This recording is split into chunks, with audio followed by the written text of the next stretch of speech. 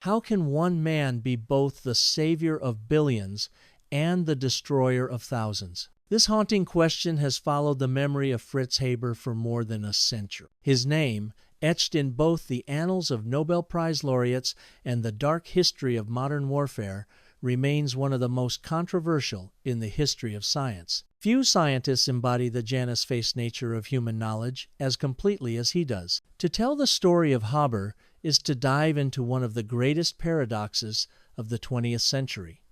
He was a man of brilliance, an innovator whose discovery fed humanity and changed the fate of nations.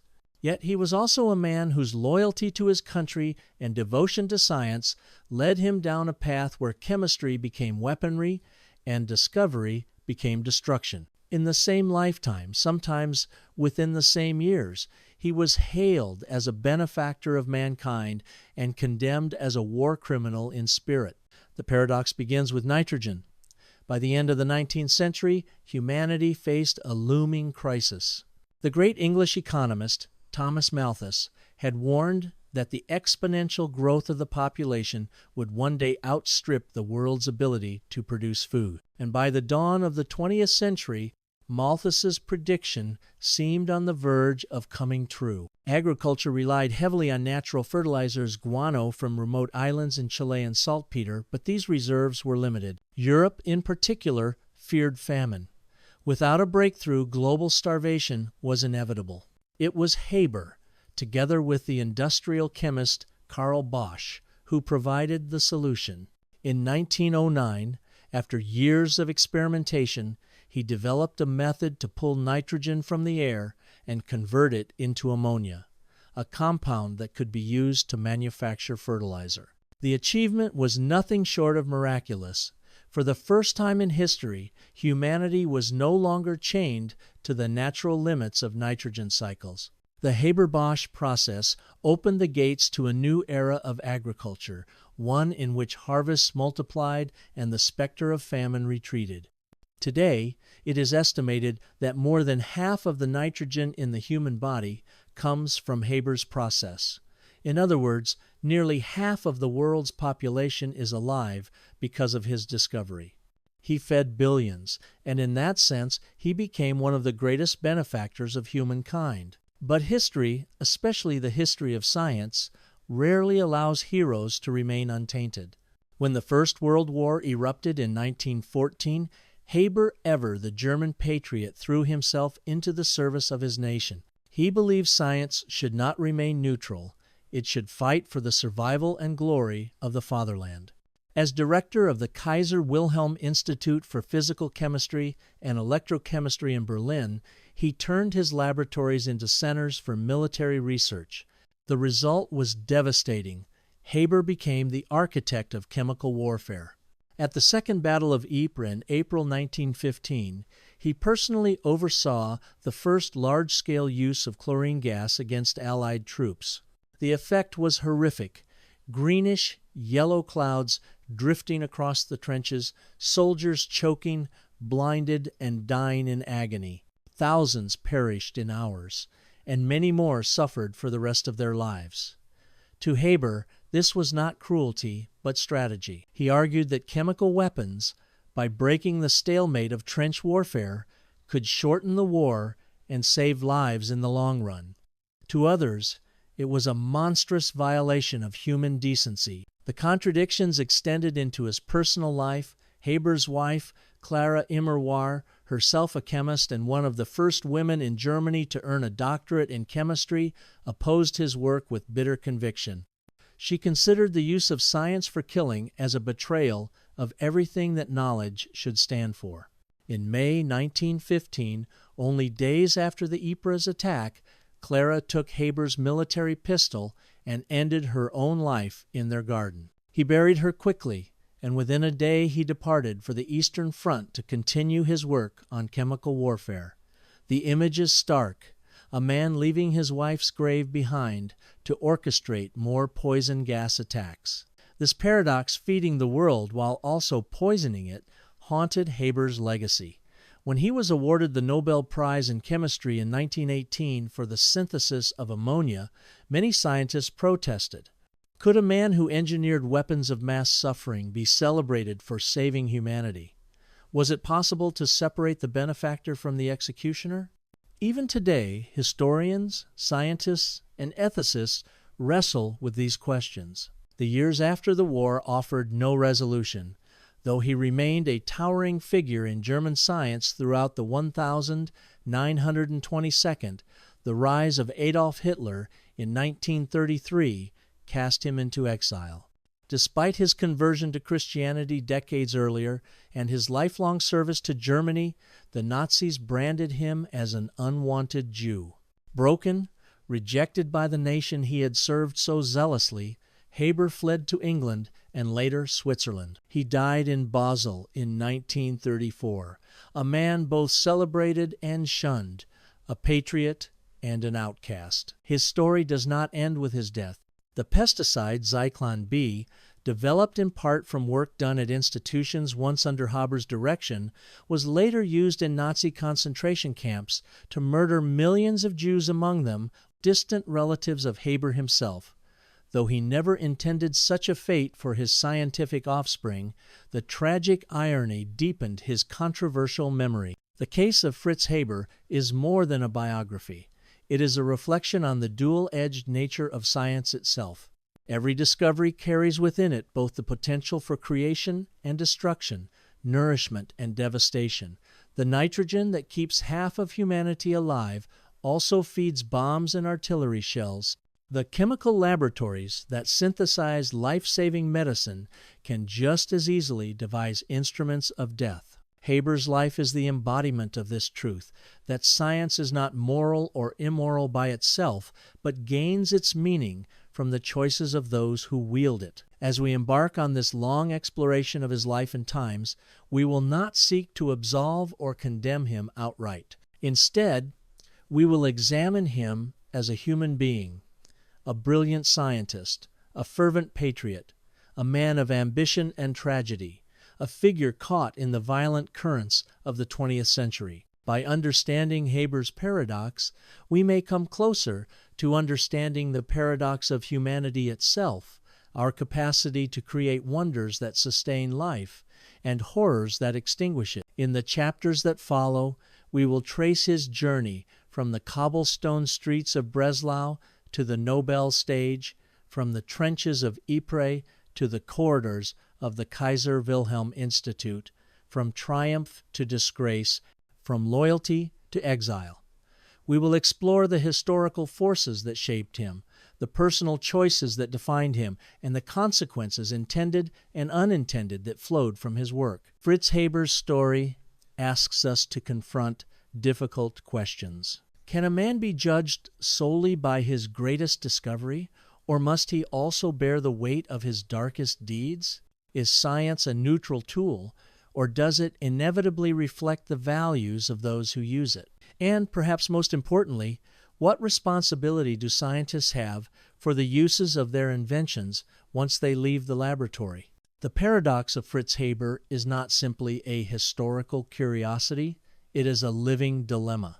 In an age of nuclear power, genetic engineering, artificial intelligence, and climate manipulation, the lessons of his life remain urgent. To study Haber is to confront the possibilities and perils of science itself. Thus begins our journey into the life of the man who fed the world and into the shadow of the man who poisoned it. Fritz Haber was born on the 9th of December, 1868, in the city of Breslau, then part of the Kingdom of Prussia, today Rakowa, Poland. Breslau, a bustling cultural hub, was home to a mixture of Germans, Poles, and Jews, all living under the heavy shadow of Prussian order and industrial ambition. It was a city of merchants, intellectuals, and craftsmen, thriving on trade and education, but also deeply marked by the rigid hierarchies of 19th century Europe. Into this setting entered a child whose life would one day straddle the highest triumphs of science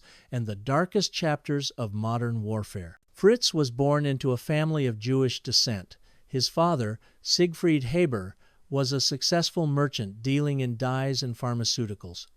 The Haber family was part of the prosperous middle-class Jewish community, one that had worked diligently to gain acceptance in Prussian society. The 19th century was a complex time for German Jews. Legal emancipation had opened many doors, yet prejudice and cultural exclusion remained persistent. Ambition was not just a personal trait, it was a necessity for survival and recognition. Siegfried was a stern and pragmatic man, deeply invested in his business, while Fritz's mother, Paula Haber, tragically died shortly after giving birth to him. This loss left a profound mark on the household. Fritz grew up without the warmth of a mother's care, raised largely by his stepmother after Siegfried remarried. The emotional gap created a distance in his early years that many biographers later noted.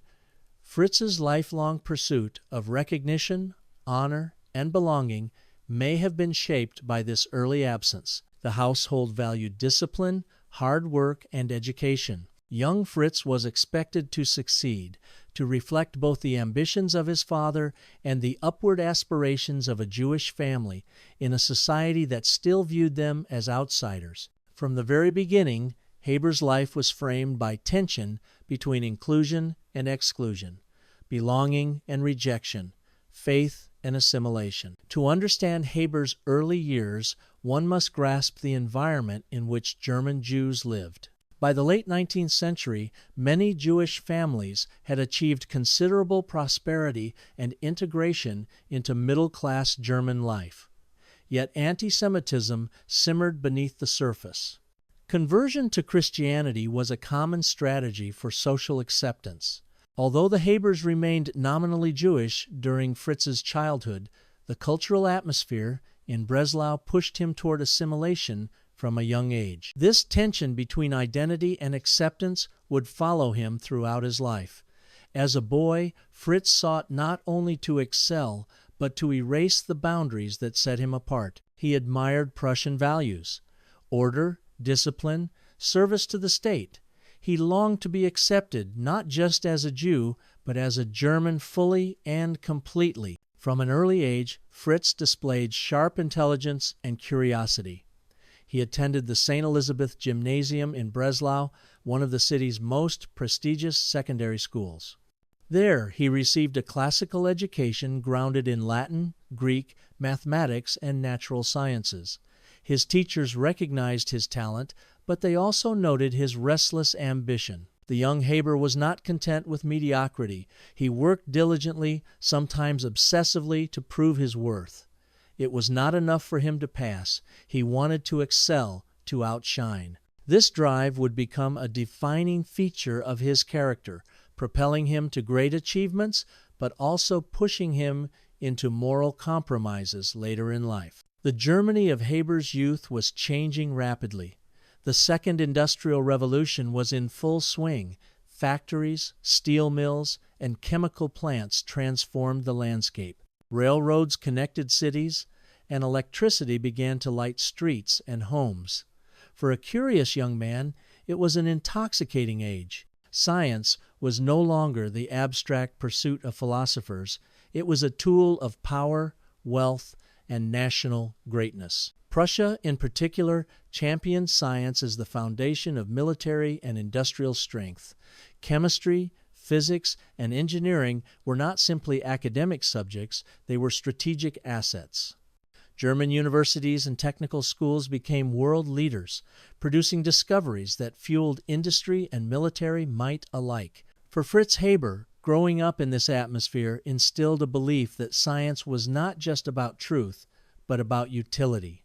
Knowledge was meant to serve the nation, to solve crises, to make Germany strong. This idea would take root deeply in his mind, shaping his later decision to devote science to both agriculture and warfare. Even in adolescence, Haber displayed qualities that foreshadowed his adult life. He was ambitious, determined, and fiercely loyal to Germany. He admired authority and order, often more than compassion or sentiment. Friends and classmates recalled him as energetic and sharp-tongued, sometimes difficult, but always impressive in intellect. At the same time, there were vulnerabilities: the loss of his mother, the distance of his father, and the sense of being an outsider in German society created in him a hunger for recognition. He wanted to belong fully to the German intellectual and national elite, and he would go to great lengths to achieve that belonging, including, eventually, converting to Christianity and sacrificing parts of his personal life. By the time Fritz finished his secondary education in the mid-1882nd, the trajectory of his life was already visible. He would pursue chemistry, the science most closely tied to industry and national power. He would dedicate himself to Germany, seeking not only personal success, but also the approval of a nation that did not always welcome him. The paradox of Fritz Haber, the man who gave life and took life, was already foreshadowed in his youth. His brilliance and ambition would drive him to greatness, but his desire for belonging and recognition would blind him to the ethical consequences of his choices. The boy who grew up in Breslau, restless for acceptance, was on the path to becoming both a Nobel laureate and the architect of chemical warfare. Fritz Haber entered adulthood in an age of possibility. Germany, newly unified under Otto von Bismarck's empire, was becoming the leading industrial and scientific power of Europe. Universities were thriving, laboratories were buzzing with discoveries, and the chemical industry in particular was transforming not only Germany, but the entire world. For an ambitious young man hungry for recognition and belonging, this was the perfect era to step into. In 1886, at the age of 18, Haber enrolled at the University of Heidelberg, one of the most prestigious institutions in Germany. His first mentor was Robert Bunsen, the great chemist whose name remains immortalized in the Bunsen burner. Bunsen was a master experimentalist, renowned for his careful precision and skepticism of speculative theories. Under Bunsen, Haber learned the fundamentals of laboratory discipline. He admired Bunsen's meticulous style, but soon grew restless. Bunsen was an old-school scientist, uninterested in industrial or commercial applications. For Haber, whose instincts already leaned toward practicality and national service, this seemed limiting.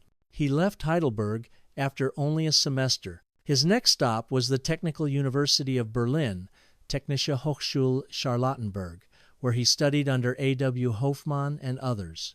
Here he was exposed to applied chemistry, particularly organic chemistry, and dye production industries central to Germany's economic rise. He absorbed the atmosphere eagerly, but he was still not satisfied. In 1887, Haber transferred again, this time to Berlin University, where he studied under the legendary August Wilhelm von Hofmann and Hermann Emil Fischer, future Nobel laureate in chemistry. Fischer's influence was profound. A rigorous, inventive chemist, Fischer instilled in his students the importance of both theoretical clarity and experimental creativity. But Haber's path was not smooth. He changed universities multiple times, restless, searching for the right environment. His father, Siegfried, pragmatic as ever, grew frustrated with his son's instability. Siegfried wanted Fritz to secure a practical career, preferably by joining the family's dye and pharmaceutical business. But Fritz resisted. He was determined to carve his own destiny. Like all young men of his class, Haber served a year in the Prussian army. The military experience deepened his admiration for order, hierarchy, and loyalty to the state. He wore the uniform with pride, and later in life he would carry himself with the bearing of a soldier as much as a scientist. The military confirmed in him the belief that the highest calling was service to the nation. This experience would later fuel his decision to place science in the service of war. For Haber, there was no contradiction between the laboratory and the battlefield. Both were arenas where discipline, knowledge, and loyalty could be tested. In 1891, after years of wandering through different universities, Haber finally completed his doctorate under Karl Liebermann at the University of Berlin. His dissertation was on derivatives of piperonal, an organic compound used in fragrances. It was not a groundbreaking thesis, but it earned him the title of Doctor of Philosophy. The completion of his doctorate was more than an academic milestone. It was a declaration of independence from his father. Siegfried had wanted him in business, but Fritz had chosen science. The tension between father and son never fully resolved. Some biographers suggest that Fritz's relentless drive for recognition later in life, his hunger for acceptance by Germany, by the scientific establishment, by the Nobel Committee, was in part an echo of his early struggle for approval from Siegfried. After graduation, Haber sought experience in industry. He apprenticed in several chemical companies, learning the realities of applied chemistry, dye production, pharmaceuticals, and industrial processes. These apprenticeships grounded him in the practical side of science. Unlike many academics of his time, Haber never saw a sharp divide between pure research and industrial application. To him, the laboratory and the factory were two sides of the same coin. This orientation would prove crucial. The great problem of nitrogen fixation, how to convert inert atmospheric nitrogen into a usable form, was not only a theoretical puzzle, but also an industrial challenge requiring large-scale engineering. Haber's comfort with both theory and practice positioned him uniquely to tackle it.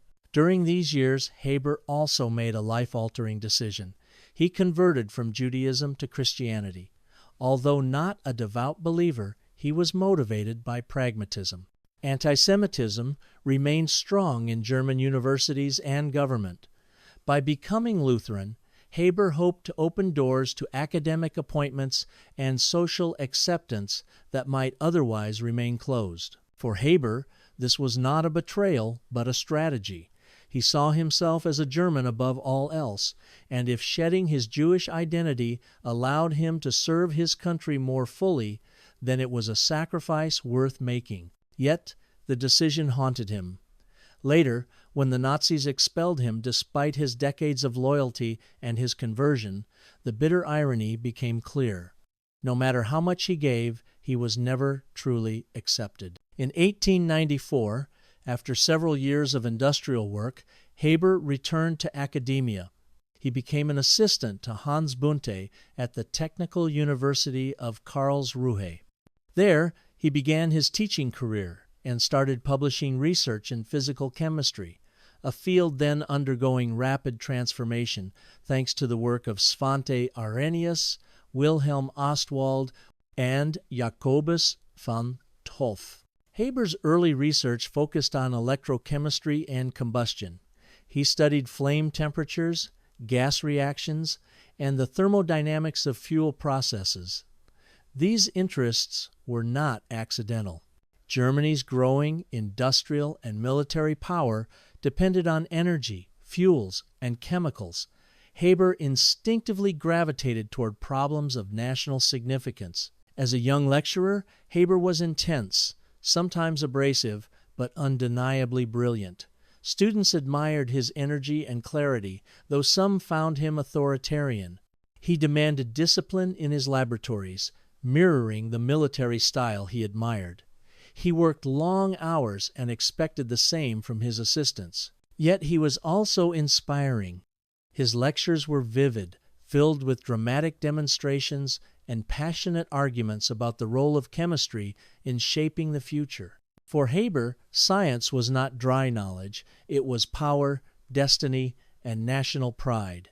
His charisma drew students, many of whom would later become prominent chemists themselves. By the late 1892, Haber had established himself as a respected figure in physical chemistry. His growing expertise in high-pressure reactions and gas kinetics set the stage for his greatest challenge: how to capture the nitrogen in the air and turn it into ammonia. This problem was not merely scientific, it was existential. The world's population was growing, but natural nitrogen sources were finite.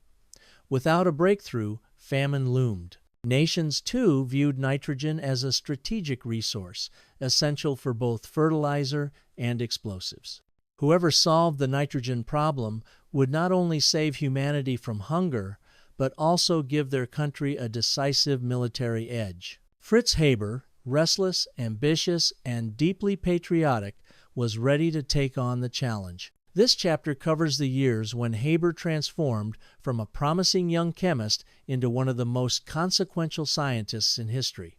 Here, we'll explore his experiments with nitrogen fixation, the immense challenges he faced, the breakthrough that changed agriculture forever, and the partnership with industry that scaled his laboratory miracle into a process that would feed billions. By the end of the 19th century, humanity faced a looming crisis of food supply. Agriculture depended on nitrogen in the soil, which plants needed to grow. Traditionally, farmers relied on natural fertilizers, compost, manure, guano deposits from South America, and Chilean saltpeter, sodium nitrate. But these resources were limited. The booming population of Europe, fueled by industrialization, demanded more food than the natural nitrogen cycle could provide. Scientists, economists, and politicians worried about mass famine. The English economist William Crookes gave a famous lecture in 1898, declaring that unless a method was found to extract nitrogen from the air, the world would soon face starvation. His warning electrified the scientific community. Nitrogen, after all, made up 78% of the atmosphere. The challenge was that nitrogen gas, N2, is extremely stable. Breaking its triple bond required immense energy. Chemists had tried for decades to fix atmospheric nitrogen into compounds plants could use, but no practical process existed. For an ambitious scientist like Fritz Haber, this was the ultimate challenge, a problem of global importance, one that demanded brilliance, persistence, and courage. When Haber began working on nitrogen fixation in the early 1902, others had already tried several approaches. Arc processes, using electric arcs to oxidize nitrogen into nitrates. Expensive and inefficient. Calcium cyanamide process, combining nitrogen with calcium carbide, industrialized in Norway but limited in scale. Haber decided to attempt something bolder, directly synthesizing ammonia, NH3, from nitrogen and hydrogen. The reaction was known, N2 plus 3H2, 2NH3, but making it work in practice was a different matter. The reaction required high temperatures, high pressures, and the right catalyst. Without the right conditions, it produced almost nothing. In his Karlsruhe laboratory, Haber began experiments with small apparatus, often using quartz and steel tubes. He tried various pressures and temperatures, testing catalysts from osmium to uranium. Failure followed failure, but he persisted. By 1909, after years of trial and error, Haber achieved success. Using an osmium catalyst, he managed to produce ammonia from atmospheric nitrogen and hydrogen at about 200 atmospheres of pressure and 500 degrees Celsius. The yield was modest, but it was proof of concept. Nitrogen could be pulled from the air and turned into fertilizer. Haber's triumph was not just scientific, it was theatrical. At one demonstration, he connected his apparatus to a glass tube, bubbled the gas through water, and produced ammonia that could be smelled instantly. The visitors were stunned. The impossible had been done. But Haber knew that laboratory success was only the first step. To truly change the world, the process needed to be scaled up to industrial levels. That required engineering expertise and the resources of Germany's mighty chemical industry. This is where Karl Bosch, a young engineer at BASF, Badische Anilin- und Soda-Fabrik, entered the story. Bosch was brilliant, pragmatic, and fearless in tackling engineering challenges. Scaling Haber's process was enormously difficult. High pressures required new kinds of steel to withstand corrosion. The catalysts had to be cheap and durable. Osmium was rare and expensive. Continuous production demanded innovations in compressors, valves, and safety systems. Bosch and BASF's team solved these problems one by one. They discovered that iron-based catalysts promoted with potassium and aluminum oxides worked nearly as well as osmium and were far cheaper. They developed new alloys of steel to handle the extreme pressures. They engineered massive high-pressure reactors that could operate continuously. By 1913, BASF had built the first industrial-scale ammonia plant at Oppau, Germany. The process that Haber had demonstrated on a tabletop was now producing tons of ammonia daily. The significance of this achievement cannot be overstated. For the first time, humanity had an unlimited source of nitrogen fertilizer. Agriculture was liberated from the limits of natural nitrate deposits. Wheat, rice, and corn yields skyrocketed. Famines that once seemed inevitable were postponed or eliminated. The world's population, which stood at about 1.6 billion in 1900, would grow to more than 8 billion in the 21st century, largely sustained by nitrogen fertilizers from the Haber-Bosch process. Today, it is estimated that nearly half of the nitrogen in the proteins of the human body comes from Haber-Bosch ammonia. Put simply, nearly half the people alive today owe their existence to Haber's discovery. For this, Fritz Haber was hailed as a savior of humanity.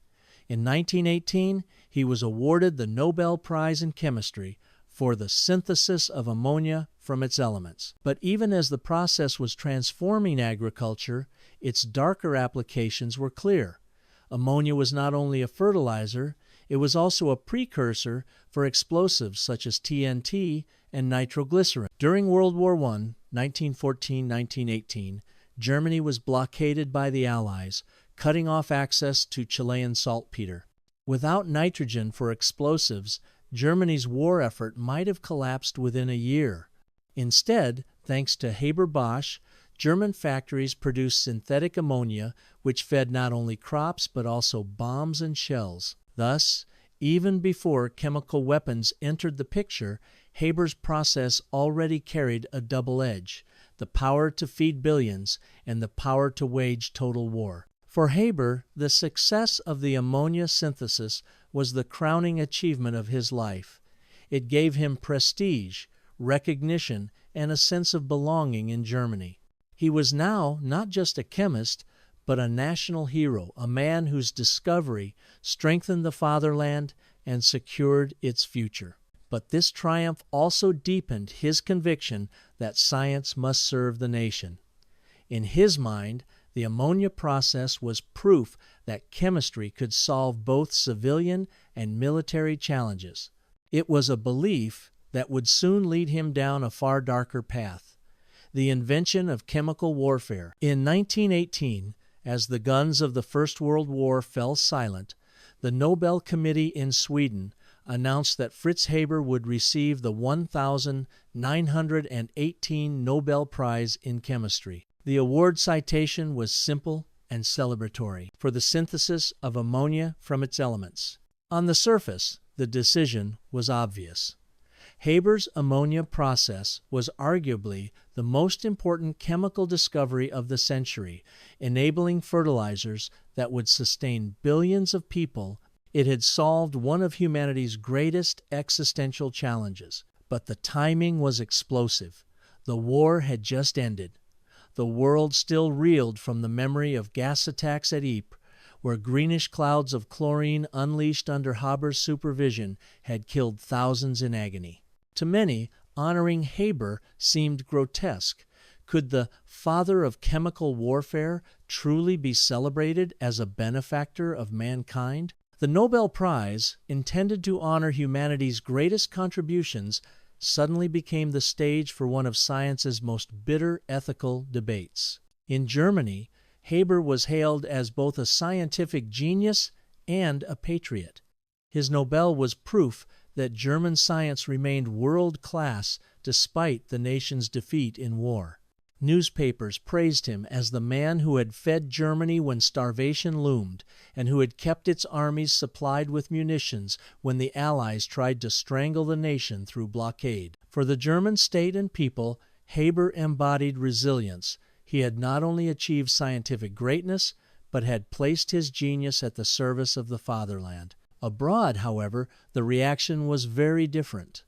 In France, Britain, and Belgium, the nations whose soldiers had been choked and scarred by poison gas, the Nobel for Haber was met with outrage. Editorials condemned the committee for honoring a man they considered a war criminal. Some scientists refused to shake his hand or share a stage with him. The Nobel Committee itself had been divided. Some members argued that Nobel Prizes must recognize discoveries without political bias, and Haber's ammonia synthesis was undeniably monumental. Others argued that the award ignored the moral responsibility of scientists, rewarding a man whose work had killed thousands. The debate foreshadowed dilemmas that continue to haunt science today. Can we separate the discovery from the discoverer? Can we honor the gift while condemning the crime? Despite the controversies, the global impact of Haber-Bosch fertilizer was undeniable. In the 1922nd, as ammonia plants spread across Europe, America, and Asia, agriculture was transformed.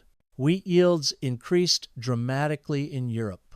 Rice production in Asia expanded to meet growing populations. Famine, once considered inevitable, receded into the background of global politics. Historians estimate that the Haber-Bosch process now supports nearly 50% of the global population. Every loaf of bread, every bowl of rice, every bushel of corn carries the invisible signature of Haber's discovery. Even today, one can say, every other human being alive is sustained by nitrogen fixed through Haber's process. This is why he is often called the man who fed the world. But the same process that made fertilizer also made explosives. Ammonia was a precursor for nitric acid, which in turn produced TNT, nitroglycerin, and other weapons. During the war, this dual-use chemistry had kept Germany fighting long after natural nitrate supplies were cut off. Thus, every ton of fertilizer carried with it the shadow of war. Scientists, journalists, and politicians struggled with this ambiguity. Was Haber a benefactor, a destroyer, or both? The paradox of his Nobel Prize reflected this tension. The world wanted to celebrate the progress of science, but it could not forget the horrors that progress had enabled. Through the 1922nd, Haber enjoyed prestige in Germany. He continued as director of the Kaiser Wilhelm Institute for Physical Chemistry and Electrochemistry in Berlin, one of the most advanced laboratories in the world. He traveled widely, lecturing internationally, promoting German science, and networking with leading researchers. Despite the criticism abroad, many respected his brilliance, even if they mistrusted his ethics. Haber himself was unapologetic about his wartime role. He insisted that chemical weapons were no more immoral than bullets or artillery shells, that they were simply another method of warfare. To him, morality lay in victory and national survival, not in abstract codes. This uncompromising defense alienated many, but it also revealed the consistency of his worldview. Science must serve the nation, whatever the cost. Despite public prestige, Haber's personal life in the 1922nd carried shadows. He never recovered from the death of his wife, Clara Immerwahr, in 1915, whose suicide had been a protest against his work on poison gas. He buried his grief under relentless work, but guilt lingered. He also struggled with health issues, the stresses of leadership, and the burden of being both admired and despised. Within him, the contradiction of his legacy weighed heavily. By the late 1922nd, Fritz Haber was no longer just a chemist. He was a symbol. For some, he represented the glory of modern science, the ability to overcome natural limits and feed humanity. For others, he was the embodiment of science's dangers, how knowledge, without moral restraint, could unleash horror. In this duality, Haber became a mirror for the 20th century itself, an age of miracles and nightmares, of vaccines and machine guns, of airplanes and gas chambers. The Nobel Prize, awarded in 1918, crystallized this paradox. It was both deserved and scandalous, both a triumph and a condemnation. It ensured that Fritz Haber's name would never be forgotten, but also never uncontested. When the First World War erupted in August 1914, Europe descended into a conflict unlike any before. Millions of soldiers mobilized, and soon the Western Front became a stalemate of trenches, mud, and barbed wire. Traditional weapons rifles, artillery, bayonets were devastating, but neither side could break through. Germany, blockaded by the British Navy, was desperate. Supplies of food, nitrates, and raw materials were cut off, yet German patriotism burned fiercely. Intellectuals, artists, and scientists alike proclaimed loyalty to the Kaiser. Among them was Fritz Haber. For Haber, this was the moment he had long prepared for. A loyal German above all else, he believed that science must serve the fatherland. The laboratory in his mind was a battlefield. If his knowledge could help Germany win, it was not only permissible, it was his duty. By late 1914, both sides were searching for a way to break the stalemate. The German High Command considered unconventional methods. Some proposed asphyxiating gases, long forbidden by international conventions. Haber seized the opportunity. To him, chemical warfare was not barbaric, but rational. He argued, morally, it was no worse than machine guns or artillery. Strategically, it could break the deadlock quickly, ending the war sooner and thus saving lives. Scientifically, it was a challenge perfectly suited to chemistry. Convinced, the German army gave Haber authority. He assembled a team of chemists at the Kaiser Wilhelm Institute and in military laboratories.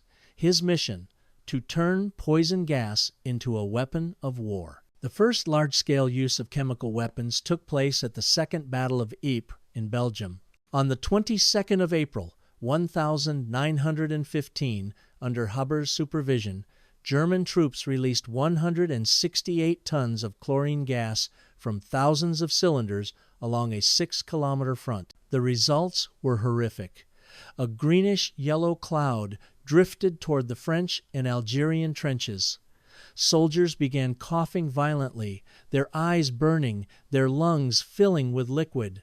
Panic spread as men fled, choking and blinded. Thousands died in agony within minutes. Thousands more were left permanently scarred. The attack stunned the world. It was the first time modern science had unleashed death on such a scale in such a novel form. Haber, however, saw it differently. For him, the Ypres attack was a success proof that chemistry could decide battles. He returned to Berlin proudly, celebrated as a hero by the military. He was promoted to the rank of captain on the battlefield itself, but not everyone shared his pride. At home, his wife, Clara Immerwahr, herself a chemist and one of the first women in Germany to earn a Ph.D. in chemistry, was horrified. She believed science should serve life, not death. She called her husband's work a perversion of science and condemned his role in chemical warfare. Her protests fell on deaf ears. Haber, absorbed in his mission, dismissed her concerns. To him, Clara's opposition was weakness, even betrayal. On the night of May 1, 1915, after a celebratory party for Haber's military promotion, Clara walked into their garden, took Haber's army pistol, and shot herself. Their teenage son, Hermann, discovered her body.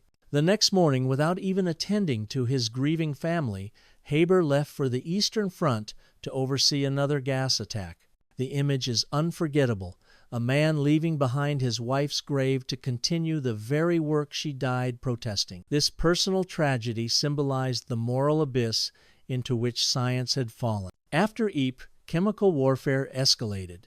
Both sides began using chlorine, phosgene, and later mustard gas. Gas masks became standard equipment, but no protection was perfect. By the end of the war, chemical weapons had caused over 90,000 deaths and left more than 1 million wounded. Haber remained at the center of Germany's program, organizing research, testing new gases, and refining delivery methods.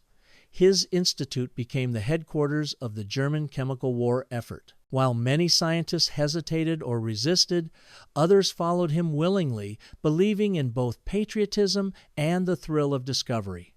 For these chemists, war was a vast, deadly laboratory. The Allied nations condemned Germany's use of gas as barbaric, a violation of the Hague Convention of 1899, which banned chemical weapons. But soon they retaliated with their own gases. By 1917, the Western Front was a toxic landscape, where shells delivered not only explosives, but clouds of poison. Thus, what began under Haber's direction at Ypres became a central feature of the war. He had opened a door that could not be closed. Haber never wavered in his belief that he was right. He argued that chemical weapons were no crueler than shrapnel or bullets.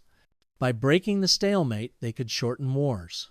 His duty, as a scientist, was to serve Germany, not abstract humanitarian ideals. To many others, however, he was a war criminal in spirit, if not in law. His name became synonymous with poison gas. Even as he won the Nobel Prize for saving agriculture, he was remembered abroad as the man who had gassed soldiers in their trenches. When the war ended in 1918, chemical weapons were universally reviled. The Treaty of Versailles even included clauses condemning their use. Yet their legacy endured both in military stockpiles and in the moral questions they raised. For Fritz Haber, chemical warfare defined his reputation as much as the Haber-Bosch process. He was both the man who fed the world and the man who poisoned it.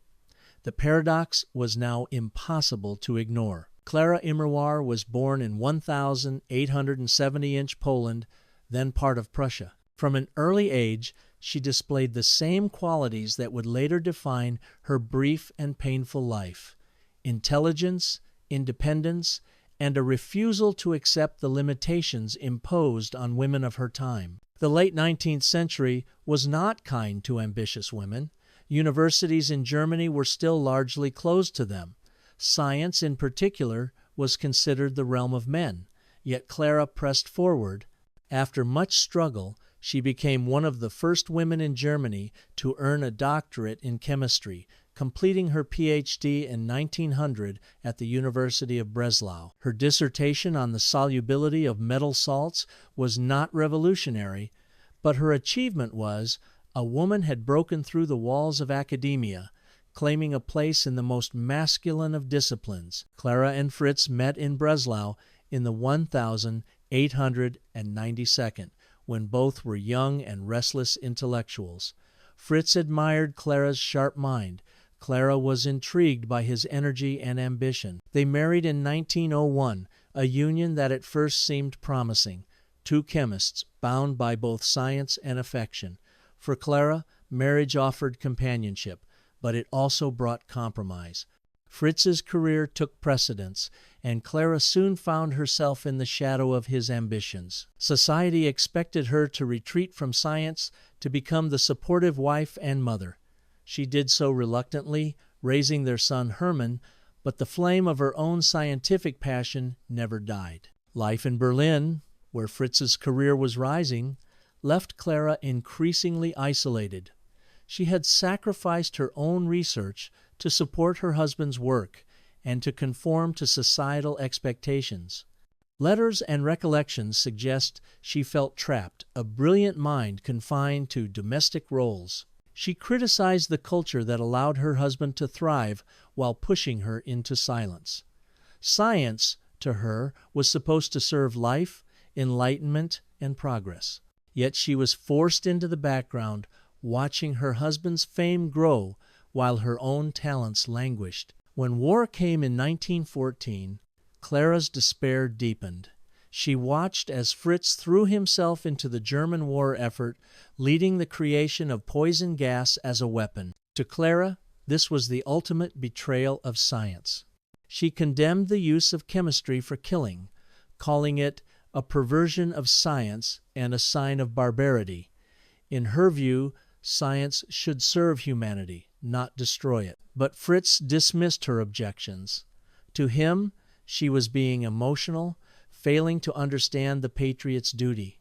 Their marriage, already strained, broke under the weight of this disagreement. On the night of May 1, 1915, Fritz hosted a party in Berlin to celebrate his promotion to captain, following the successful chlorine gas attack at Ypres. Officers, colleagues, and officials toasted his achievement. For Fritz, it was a night of triumph. For Clara, it was unbearable. After the guests departed, she walked into the garden of their home, took Fritz's military pistol, and shot herself in the chest. Their teenage son, Hermann, found her bleeding body. She died in the early hours of May 2. Fritz's response shocked many. Instead of staying to grieve or care for his son, he left the very next morning for the Eastern Front to oversee another gas attack. He arranged for Clara's funeral hastily, almost as an afterthought. To him, the war and his duty came before personal tragedy. To others, it revealed a chilling detachment, a man so consumed by ambition and patriotism that even his wife's death could not slow him. Clara's suicide reverberated far beyond her family.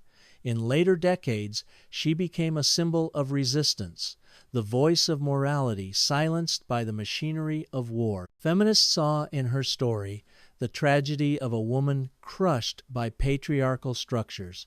Pacifists saw a martyr who gave her life protesting the misuse of science. Historians now often present Clara as the conscience that Fritz lacked. Her death highlights the stark divide between two visions of science. Fritz's vision, science as power, service to the state, utility above morality. Clara's vision, science as enlightenment, service to humanity, bound by ethical limits. Their son, Hermann Haber, carried the trauma of his mother's death and his father's legacy throughout his life. After emigrating to America during the Nazi era, Hermann struggled with depression and despair, eventually taking his own life in 1946. Thus, Clara's tragedy rippled across generations.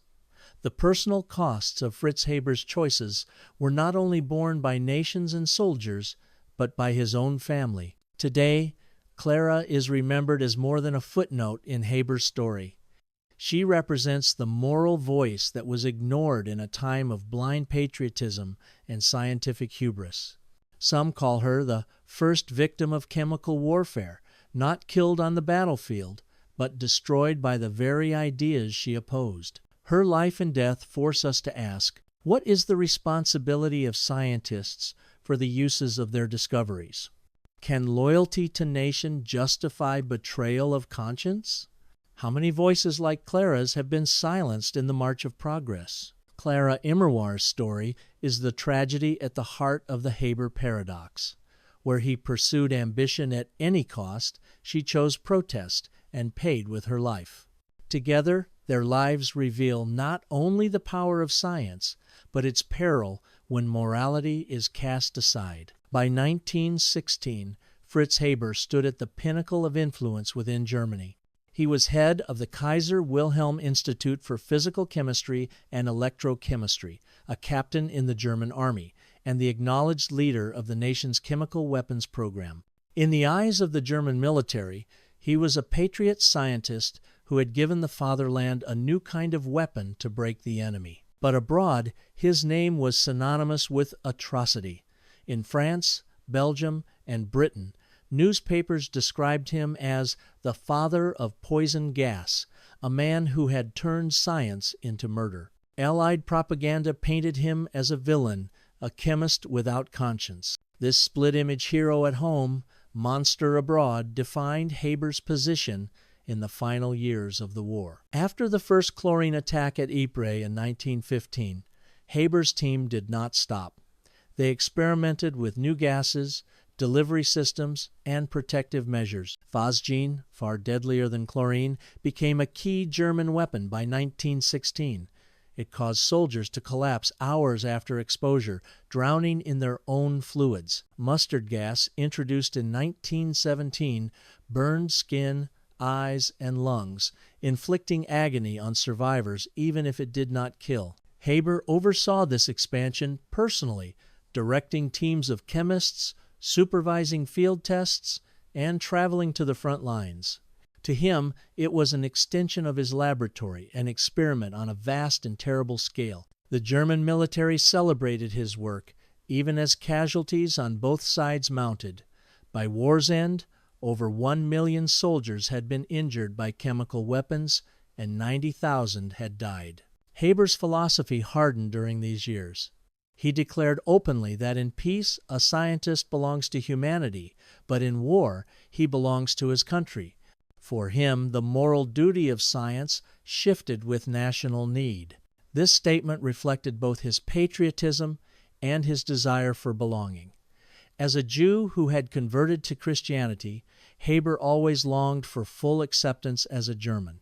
By dedicating himself so completely to the fatherland, he hoped to prove that he was more German than anyone, but the price was steep. His reputation abroad was irreparably tarnished, and even at home, not all admired him. Some German scientists opposed chemical warfare, believing it dishonored science. Others quietly resented Haber's authoritarian leadership. Though Haber buried himself in work, the shadow of Clara Immerwahr's death haunted him. Colleagues noticed his moments of melancholy, though he rarely spoke of her. Some suspected he threw himself into war work partly to escape the guilt of her suicide. But if guilt tormented him privately, publicly he projected confidence. To the army, the government, and the press, he was the embodiment of German scientific strength. Allied nations saw things differently. Soldiers who survived gas attacks described their suffering vividly: the burning lungs, the blindness, the panic of suffocation. These testimonies spread in newspapers, fueling outrage. In Britain, Haber's name was listed among potential war criminals. Though he was never tried, his role made him a symbol of German barbarism. To the outside world, he was not a scientist, but a chemist of death. By 1918, Germany was collapsing. The Allied blockade starved the nation, and the entry of the United States into the war shifted the balance irreversibly. Chemical weapons, despite their horror, had not won the war. They had inflicted suffering, but they had not broken the stalemate decisively. Both sides ended the war with stockpiles of poison gas, but neither achieved victory through chemistry. For Haber, this was a bitter irony.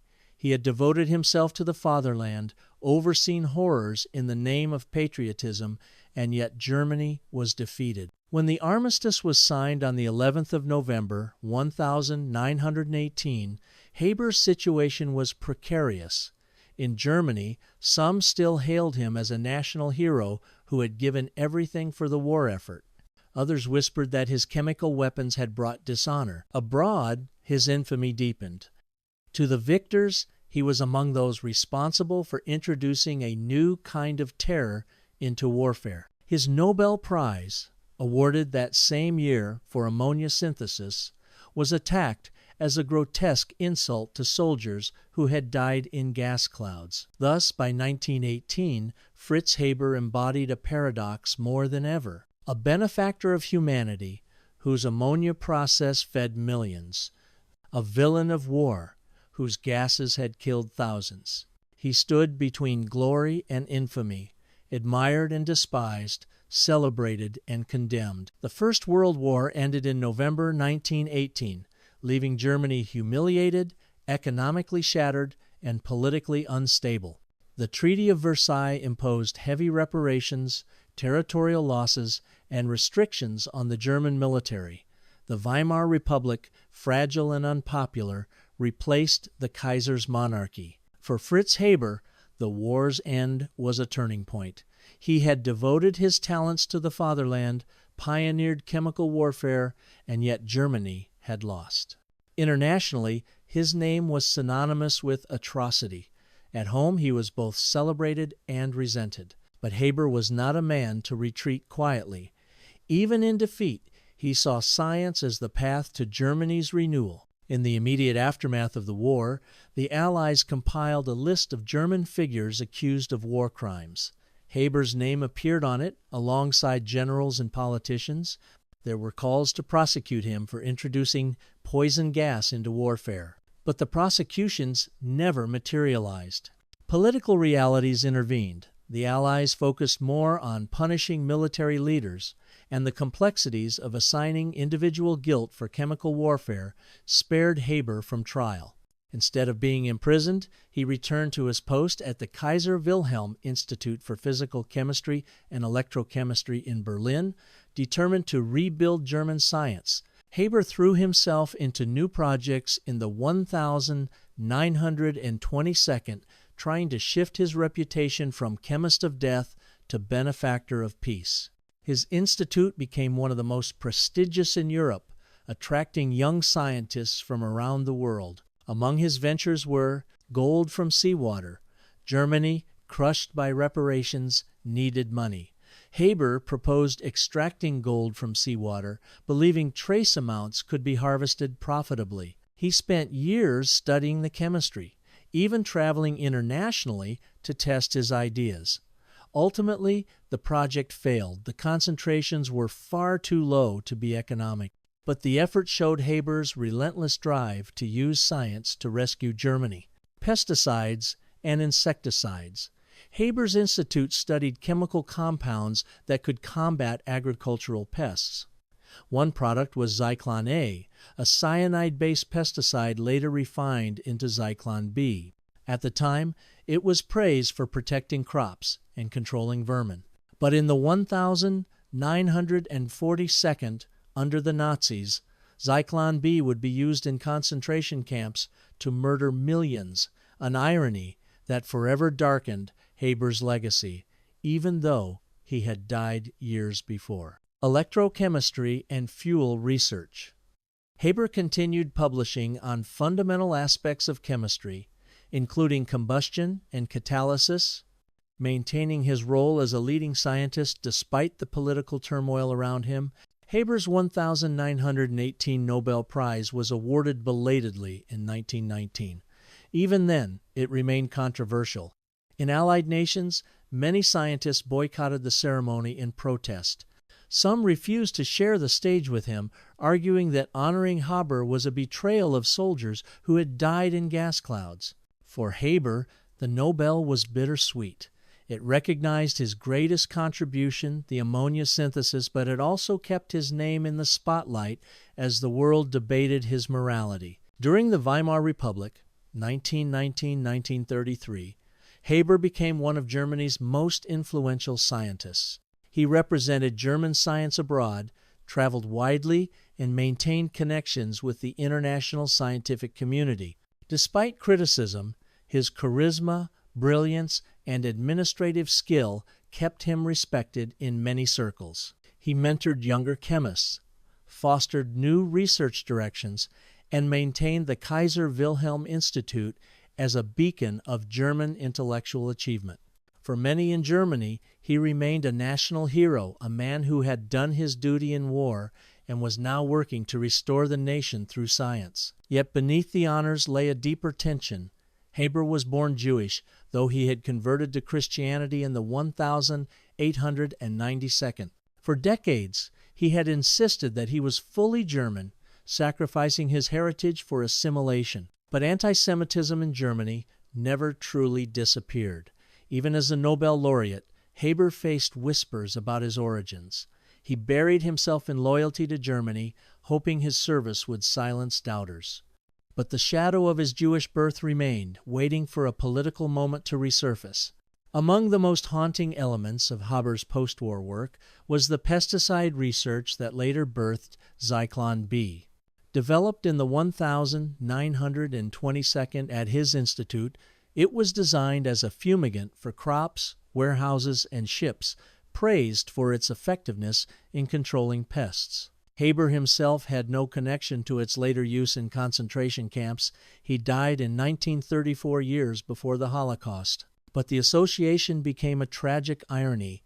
The man who sought to save humanity through chemistry had also unintentionally created a tool for genocide. This irony deepened the paradox of his legacy, intertwining salvation and destruction in ways he could never have foreseen. By the late 1922nd, Haber seemed secure. He was internationally known, financially comfortable, and academically prestigious. His institute was thriving, his students admired him, and Germany, though politically unstable, was still a hub of science and culture. Yet storm clouds gathered. The rise of political extremism, economic collapse after the 1929 Wall Street crash, and growing nationalist sentiment would soon sweep away the fragile Weimar Republic. And with it, Fritz Haber's carefully constructed identity as a loyal German patriot would come crashing down. For decades, Fritz Haber had considered himself more German than Jewish. Though born into a Jewish family, he converted to Christianity in the 1892 to secure a career in a society that still discriminated against Jews. He wore the Prussian uniform with pride, dedicated his life to German science, and sacrificed his conscience in service to the fatherland. In his own eyes, he had proved himself beyond question. He had fed the world through his ammonia process and defended Germany through his chemical weapons. He believed that, whatever his origins, his loyalty and service had earned him a permanent place in the German nation. But history would deal him a cruel irony. In January 1933, Adolf Hitler and the Nazi Party seized control of Germany. Nationalism, militarism, and anti-Semitism became official policy. Overnight, Jewish scientists and intellectuals found themselves excluded, humiliated, and dismissed from their positions. For Fritz Haber, the change was devastating. Though he had long distanced himself from Judaism, the Nazis defined identity not by faith, but by blood. To them, Haber was simply a Jew, and nothing else mattered. As director of the Kaiser Wilhelm Institute for Physical Chemistry and Electrochemistry, Haber had led one of Germany's most prestigious research centers for nearly 2 decades. But under the new Nazi racial laws, Jewish officials and professors were purged. Haber initially resisted. He pleaded with officials, arguing that his lifetime of service to Germany should count for something. He reminded them that he had been a captain in the German army, that he had overseen chemical weapons during the Great War, that he had devoted every discovery to the fatherland. It was all in vain. By April 1933, under pressure, Haber resigned his position. He left the institute broken, realizing that the country he had served had turned against him completely. The blow was more than professional, it was existential. For Haber, loyalty to Germany had been his defining value. He had sacrificed his Jewish identity for it, endured international condemnation for it, and even lost his wife Clara in the process. Now, that same Germany branded him an outsider, unworthy of trust or belonging. The betrayal cut deeper than any foreign criticism ever could. He had been abandoned by the very nation he had loved most. After leaving Berlin, Haber traveled to England, where he briefly found refuge at Cambridge University, welcomed by the great chemist Ernest Rutherford. Yet the reception was not entirely warm. Many British scientists still remembered him as the man behind poison gas at Ypres.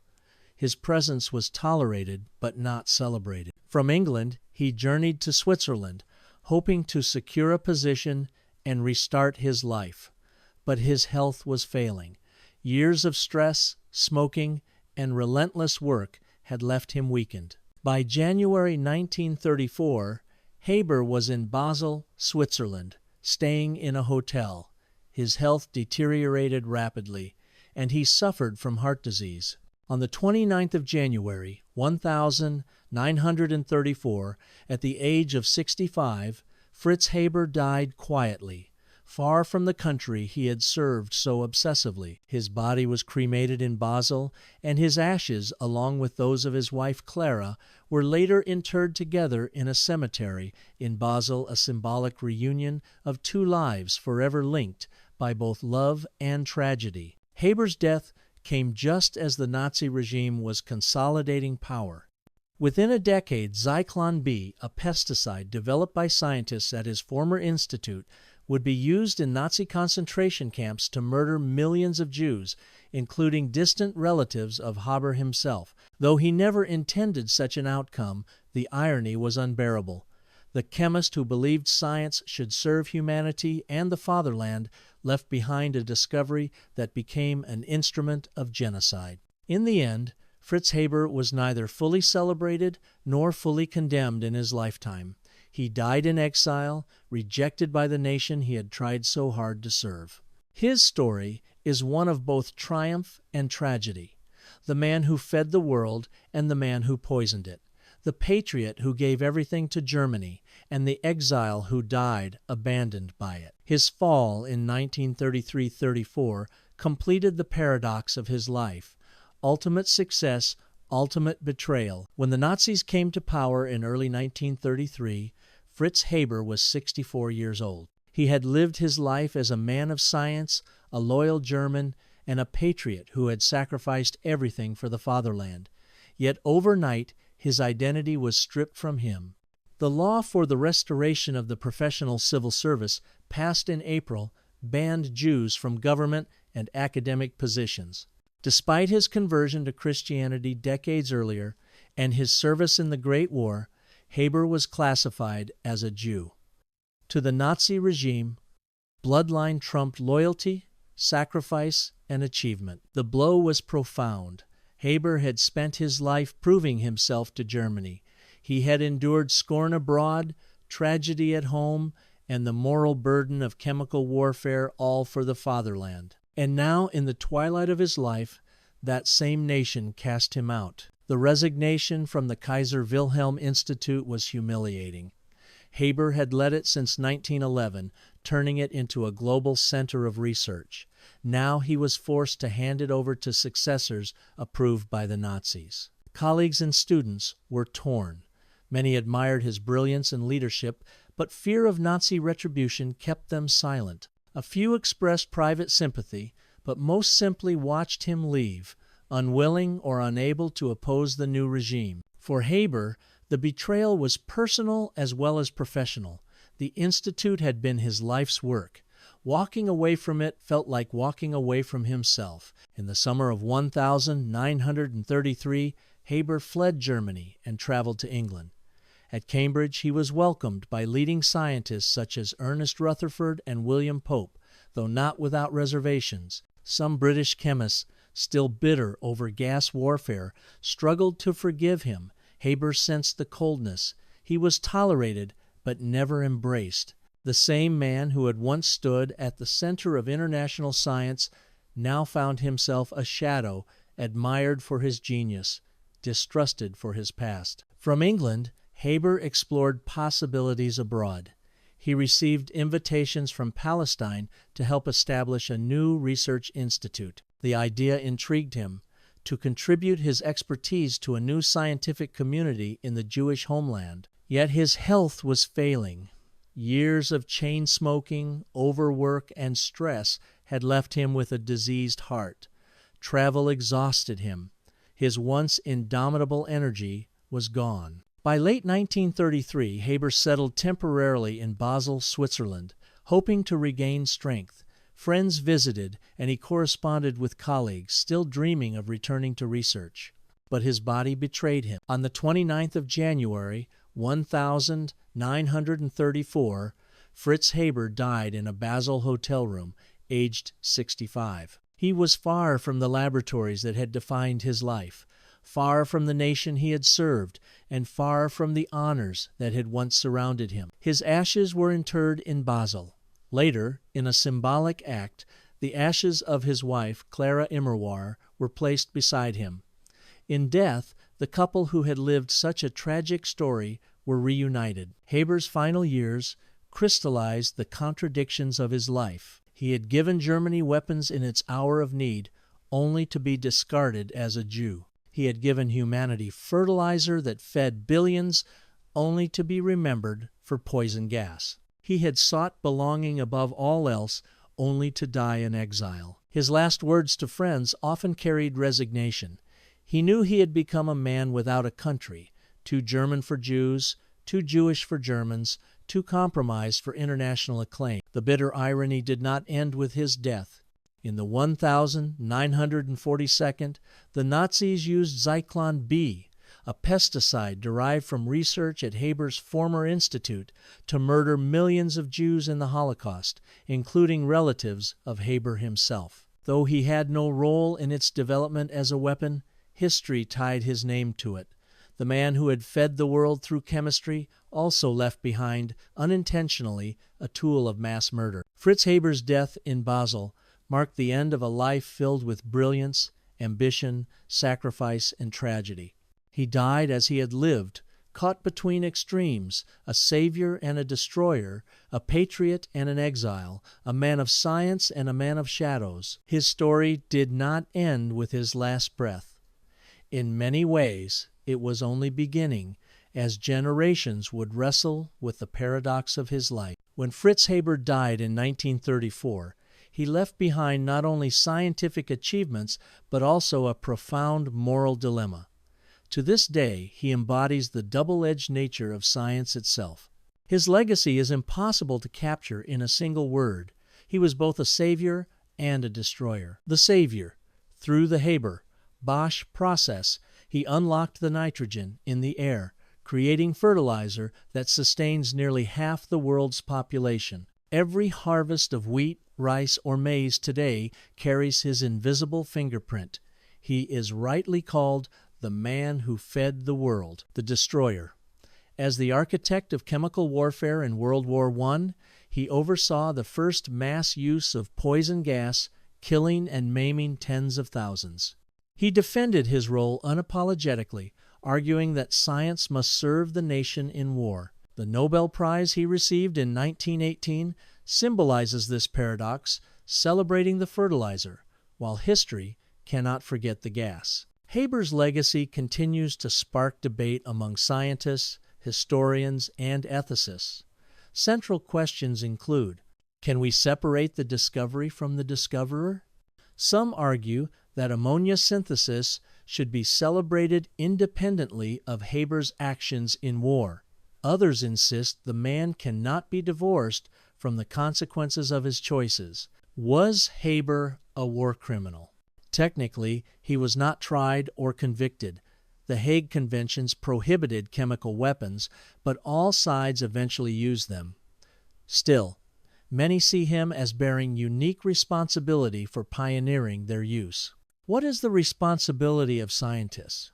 Haber's life forces us to ask whether scientists are accountable for how their discoveries are used. Is invention morally neutral, or do inventors share responsibility for misuse?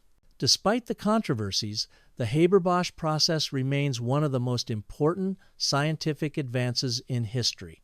By the late 20th century, nearly half of the nitrogen in human bodies worldwide came from synthetic fertilizers. Historians estimate that without Haber's process, the Earth could only support about 3-4 billion people. Today's global population of over 8 billion would be impossible.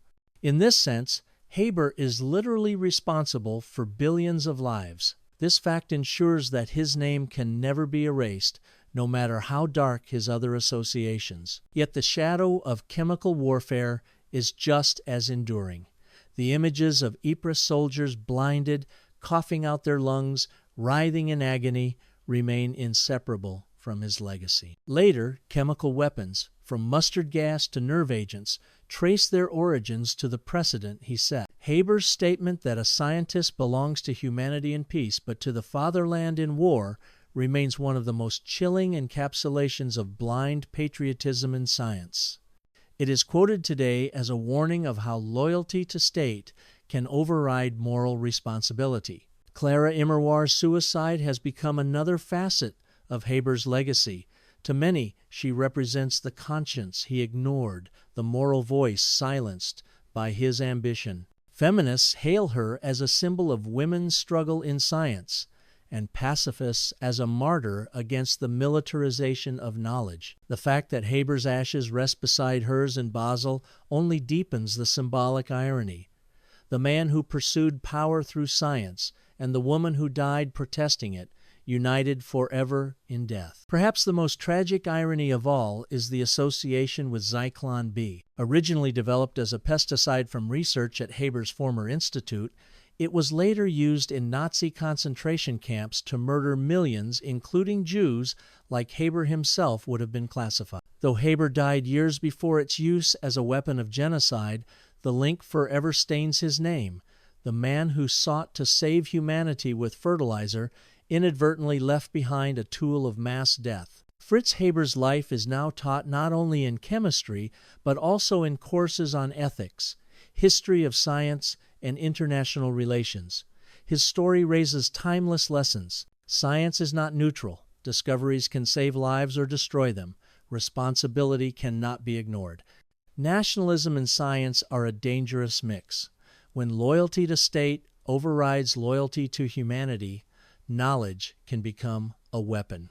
Recognition does not erase morality. A Nobel Prize cannot absolve a legacy entangled with suffering. In many ways, Haber's paradox mirrors the entire 20th century.